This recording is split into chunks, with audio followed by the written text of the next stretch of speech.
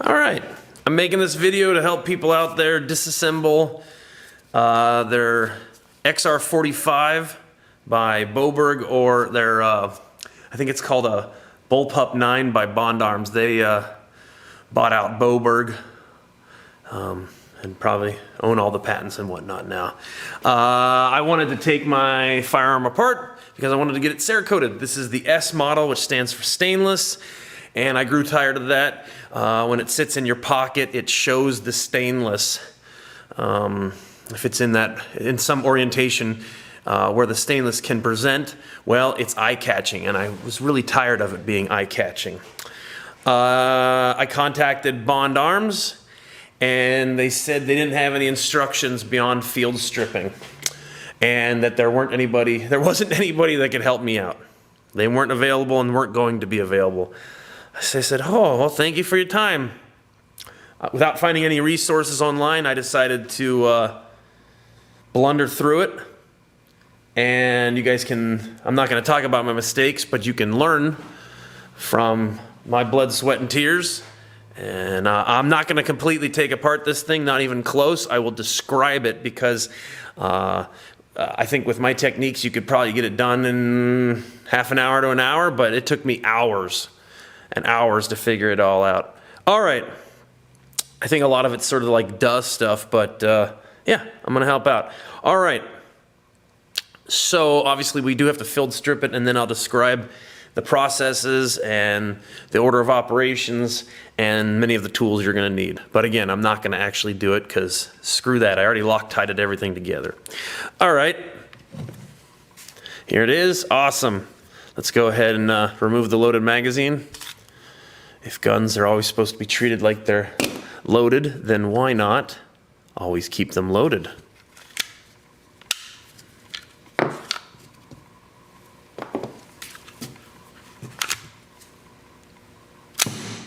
Okay. I Cerakoted this firearm midnight black, and I would not recommend that to anybody, but I already paid for it, and it's going to do its job. But you can tell it's got a little bit of blue in it, and possibly a little too much gloss. Definitely too much gloss and a little too much, shouldn't have any blue in it at all. Again, this is going to work, but I don't need it. You can see there's scratches everywhere. This gun is definitely, I've used it quite a bit. All right, there we go. So you want to draw the slide back really hard or slowly, and that's not far enough. Push harder, and once you hear that click, now you're ready to disassemble. Okay. We're going to get rid of the return spring. And now this can take, as much as half an hour of screaming and crying at it, or you just wiggle. Turn the slide over, get your hand to catch it, and bam, out it comes. That is 100% the easiest way to do it. If you try and pull it out with the slide inverted, good luck. The barrel doesn't want to be all the way back. It actually wants to be sort of right there to come out. So again, right about there. And that is absolutely the easiest way for that to come out. So now you've field stripped the firearm, but you know, to Cerakote it, right? I didn't want to kill the springs. You got to go a lot further. Focusing on the slide, you're going to need first thing you want to do is remove the rear sights, because there's a little tiny cute spring in there that probably gets sheared off if you don't take that out first. And that is going to be a T7. Okay, that fits right in there nice and tight. Cool. All right, you're going to unscrew that. It slides. It is adjustable. The front sight is not adjustable. Rear is. You're going to slide it out, and there's going to be a little spring. You're going to take that and set it off to the side. The front sights are this is a number. It says an H 1/16. So you can see that locks in there real nice. And you're going to obviously use a screwdriver or some other type of tool and remove that. That also slides out, but it's not adjustable. It's got two craters in there that hold it in place. Okay, once the sights are removed, you're going to knock out this roll pin. And I used this is a 5/32 punch, all right? And it's hard to see, but I trimmed it so it would work with a roll pin real nicely. And I drove out that roll pin right there, okay? And then this assembly just falls out. There'll be a plunger and a spring that are for the ejector. That'll be kind of laying in there. You set that off to the side. There's a spring on the firing pin. You could lose that, but it's not going to shoot off. Just make sure when you reassemble, it's pushed all the way to the rear of the slide, okay? Then what you're going to do is you're going to take a real high quality, very long 1/16 punch and drive out this pin right here. That releases the ejector, and that falls through, and you get your little pin and it comes out the bottom, okay? And that will allow you to Cerakote your slide. The reverse order of that, you're going to put the, I don't even know what this would be, this assembly, you're going to put that in first via the roll pin. Then you're going to carefully put the plunger and the spring in, and then you got to hold them under a lot of tension. It's a very firm spring. So what I did is I used, you know, for a punch of some variety and a piece of cardboard. Cardboard, punch, pushed really hard, held that together, and then what you're going to want to do is you're going to want to drive the pin in from the top. If you try and go the reverse, the pin sits from about here to here, all right? And there's only about a 1/16 inch of a material here, but that's what actually captures it. This is a few thousandths shy. So it slides really, really nice into here, and then you punch it just a little bit further. And what I did is, you can see there's some paint on this punch. That helped me gauge the depth. So before I knocked anything out, I slid the 16th punch in there and marked it with a paint pen. That way I knew how far to push it back in again, okay? And then of course you'll do the little spring, rear sight, and then the front sight, and everything's reassembled. All right, cool. As far as the frame is considered, you undo those 4 screws. I'm not sure what size they are. Let's see here. All right, that one locks up nice and tight. So that again is a 16th, okay? And the sides of the grip, they don't lift out, they tip out, okay? So you have to pry them up from that edge, and then you yank them out, okay? And what you're gonna find, there's a hammer spring. You're just gonna use a pair of pliers and unhook it, set it off to the side. Then there's the reset spring for the trigger, and it's this kind of triangular shaped thing. It can only go in one way. Feel free to take a picture. The short side, if I remember correctly, hooks into the push rod here, okay? All right, that, you just set that off to the side. It just unhooks. You don't even need a pair of pliers to pull it out. Next, what you've got is three cross pins. One here, here, and here. And then they're held in place by these Allen set screws. Careful, they can strip out. Not the threads, but the Allen drive can strip out really, really easily. So be super duper careful. And what you're looking for, it would make sense to take a caliper to the store, okay, some decent hardware store, and the drive, the Allen, you're going to look for a 475 or 448 is what you're looking for your Allen wrench, okay? If you get anything above or below that, you're going to have problems. This fits perfectly into those, like locks up crazy tight, which is great. They are Loctited in place. I didn't use any heat, but they are sometimes a bit of a bear to get out of there. But you don't actually have to take them all the way out. But then again, when you when you want to Loctite everything back together again, you obviously have to take them out. But so that you don't lose them while you're working on the firearm, you can leave them in there, just crank them out like 3-4 turns, and then everything should fall free.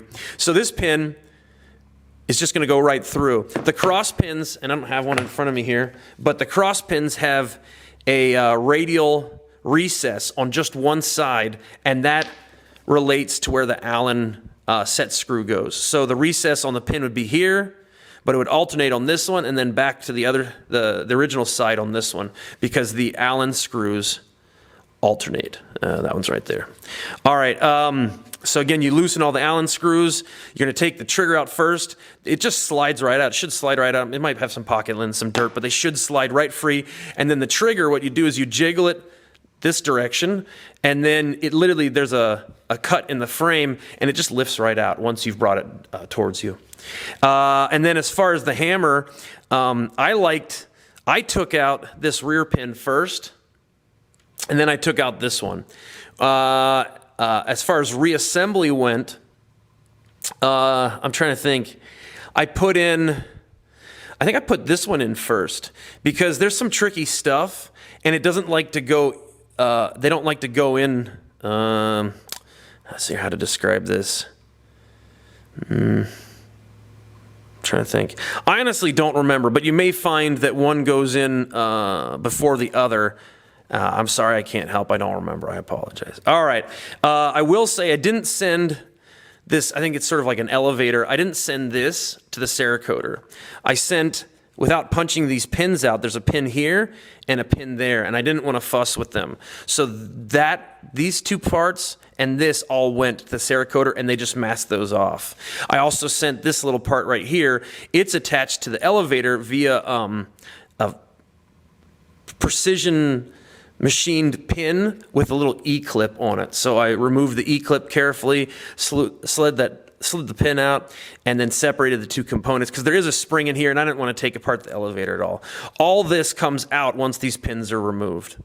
And then, yeah, then I just reassembled. You know, I started with these parts, and I put this back together again, and I put the trigger in, and then I put the springs in, and the sides of the grip, and you can do a function test. It's all good. I don't know what else to say. It works great. The hammer spring is really self-evident. The little reset spring on the side of the grip, the side of the frame, it's a little less evident, but what you want to happen is you want it to pull down, okay? Because what happens is if you watch, all right, it's going to slip past on the right-hand side, and it's actually above. It's up right now. The push bar is up, and what you want the spring to do is to yank it down. See how it just moved down, and I'm easing off on the trigger, and that was the reset. All right, so you can literally, if it's not doing this, then you got it assembled improperly. All right, I red Loctited the set screws, and I made sure to center the pins, although they're a little bit self-centering, these cross pins, because of the set screws. The set screws kind of push them back and forth a little bit. All right, cool. Now for reassembly.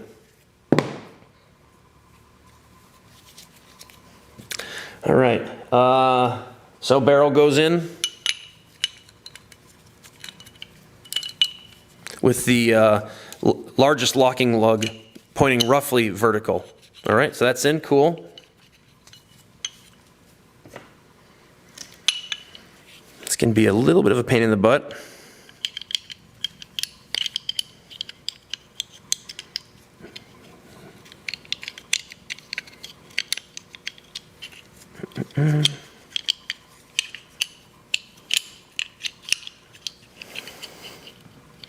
Take your time, don't freak out, and it might just go together.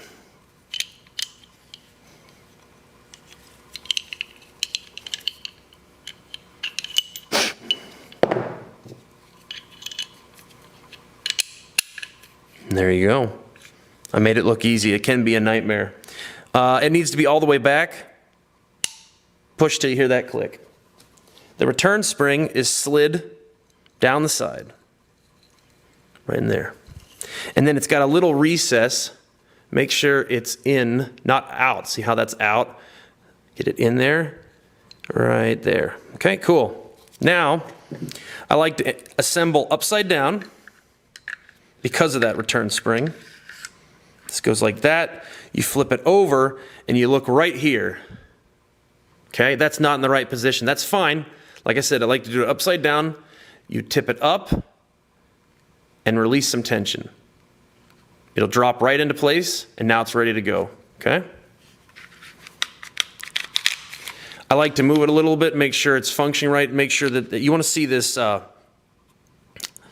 can't think of what this is called. This is the return spring, but this is the guide rod right there. You want to make sure it's poking through and it's not like, I don't know, twisted the spring up on the inside. So don't force it, but feel it. All right, I'm feeling pretty good about it. Drive it all the way back. That's not far enough. You want to hear that click. There it is. Now let's function check it. Fantastic. Now you're ready to load it. Take it to the range.